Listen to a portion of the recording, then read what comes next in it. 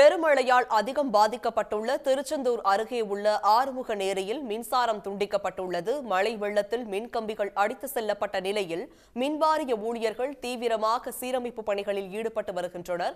வெளி மாவட்டங்களிலிருந்து ஊழியர்கள் வரவழைக்கப்பட்டு சீரமைப்பு பணிகள் துரித கதியில் நடந்து வருகிறது. இதுகுறித்து அங்கிருக்கும் நமது செய்தியாளர் செந்தில் ஆறுமுகத்திடம் கேட்கலாம். செந்தில் ஆறுமுகம், விரிவான விவரங்கள் என்ன? நாளுக்கு 2 நாள்களாக தமிழகத்தில் தென் மாவட்டங்களில் கனமழை புரட்டி போட்டது. இதனால் ஆறுமுகநேரியிலிருந்து வரக்கூடிய மின்சாரங்கள் தடைப்பட்டுள்ளது. இதனால் 4 நாட்களாக மின்சாரங்கள் இல்லாதனால் ஆறுமுகநேரியில் இருந்து வரக்கூடிய மின்சாரம் திருச்செந்தூர், காயல்பட்டினம் வரும்.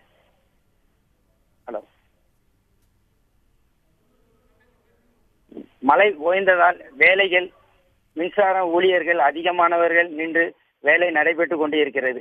இந்த சேதங்களை தமிழக அரசு உத்தரவின் பேரில் மிக விரைவில் செய்து பொதுமக்களுக்கு மின்சாரம், வீடுகளுக்கு பேங்க், ஏடிஎம் மின்சாரம் வழங்குவதற்காக வெளி மாவட்டங்களிலிருந்து மின்சார ஊழியர்கள் வரவேற்கப்பட்டு வேலைகள் விறுவிறுப்பாக நடந்து கொண்டே இருக்கிறது.